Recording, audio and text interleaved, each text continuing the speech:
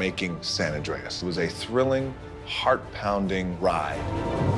For someone like Dwayne, being a larger-than-life hero, played to all his strengths. Dwayne is spectacular in the film and someone who can do some extraordinary things.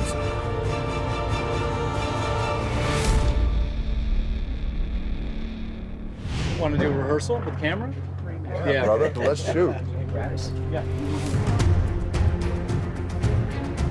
While making San Andreas, we like to make sure that it's authentic and we put our actors through it. So they all take great pride in doing a lot of their own stunts. They wanted to do it. They wanted to prove themselves. Dwayne is like, I get to rappel out of a helicopter? Hell yeah.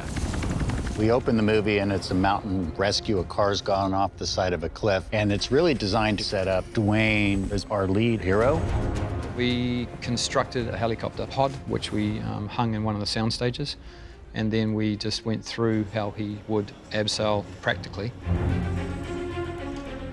You know, he nailed that as he does. Hold on here.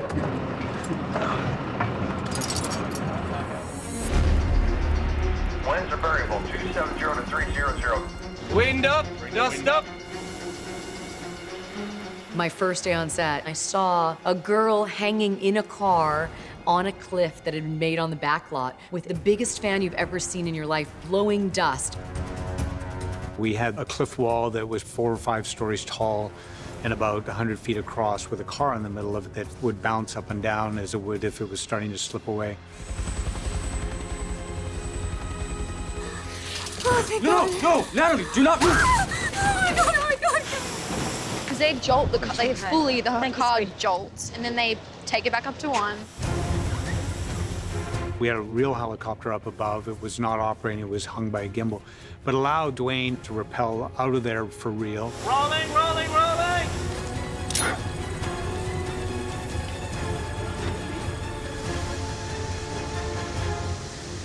I was rappelling out of the helo, all the way down, one shot down the side of a mountain. Dwayne rappelled 150 feet. My camera chases him, overtakes him, and then comes around him as he lands. We had wind and dust blowing around us, and it gives us this great real shot that is not a visual effect or a special effect. It was actually done for real. Natalie, don't you worry, I'm gonna get you out of here! I got you!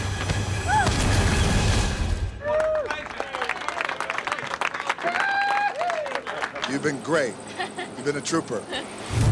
The man's ice, man. He's got ice running through his veins. There's nobody I'd rather have in extreme situations than Dwayne. He's a big guy, big personality, big heart. I would want him to rescue me. You'd go, that guy. Thanks. Dwayne Johnson in real life is the guy you want to come save you. He is a phenomenal athlete, and he will always go the extra mile for you. You look at the guy and just have no question he could handle anything. You actually believe that this guy could do a lot of this stuff. Not today. Emma, get to the roof. I'm in the helo, and I'll get you from there.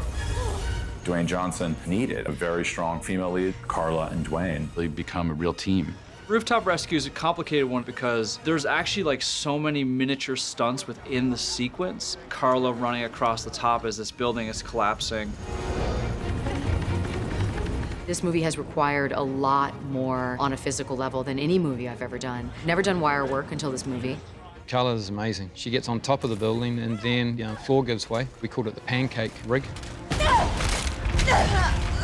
She is powerful.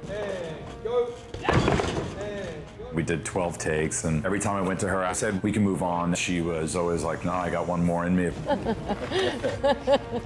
The roof is collapsing. She has a near fall into an elevator shaft.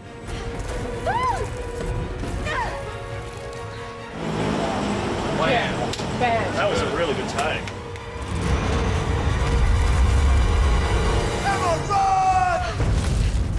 She even gets dragged up into the helicopter by Dwayne. It's in these moments when characters are in crisis that all of a sudden only what really matters counts. It's been so great to be able to get on the edge of that cliff with Dwayne and jump out metaphorically, and actually literally in this film, together, because with that kind of trust, it just comes much better work. So we've been having a blast. I got you! Once they rescue her from the rooftop, All of downtown is collapsing. All the skyscrapers are coming down. We would put them up in the helicopter gimbal and start whipping them around. I built 3 gimbals. Like, one would do this, and one would go extremes like that. Hold on! The other one would rock like this. I mean, we've been at, these crazy angles. It's been very thrilling on that level. There's nothing that has wings or wheels that I do not operate in this movie, including a boat. A very fast boat. One of the biggest challenges was there's a whole sequence where Dwayne and Carla are driving through the streets of San Francisco in a boat. And as a result, we had to come up, how do we pull that off? They'd found that the boat and the gimbal on the green screen stage really worked the best because it gave you the most flexibility so that they can then just focus on just what they need to focus on, which is just the acting. The helicopter gimbal was then modified to become the boat gimbal. Turning it around and adding another axis would mean a hovering chopper can then become a boat.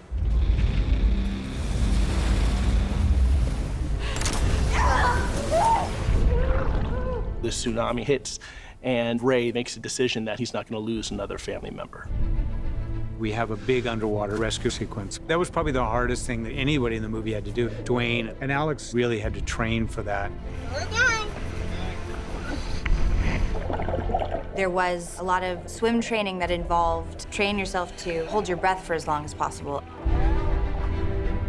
Really demanding for her was obviously her drowning sequence. Being rescued by Dwayne, basically getting dragged around the set pieces, underwater and then under doorways and up stairwells, and she did great.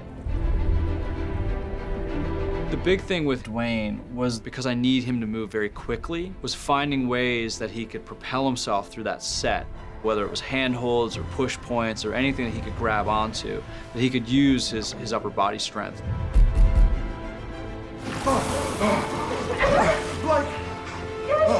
My character's drowning, and there's just a little bit of room between the water and the ceiling. You get this claustrophobic feeling.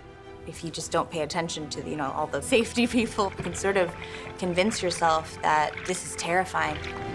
As we slowly sink the set, the water level's rising as Dwayne rescues his on-set daughter.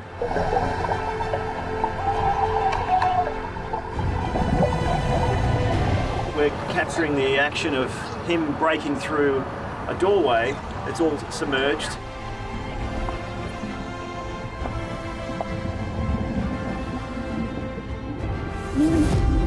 And he goes for Blake and brings her out.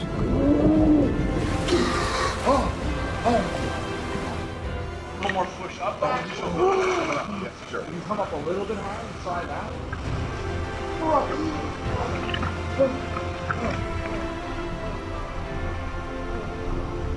Okay, cut there. Cutting there. There was a lot of complex stuff, especially when he was carrying Alex, that he had to do. That was probably the hardest stuff, just because you don't have all your hands and you're in 9 feet of water on a submerged floor.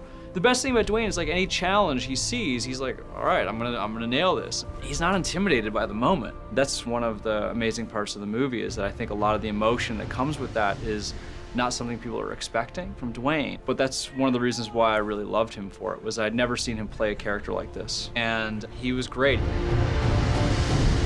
To watch it back now, you realize just what great value that brought to the movie, because it truly immerses the audience. There's a fabric to what they're watching that just feels real. And we knocked it out of the park. Come on!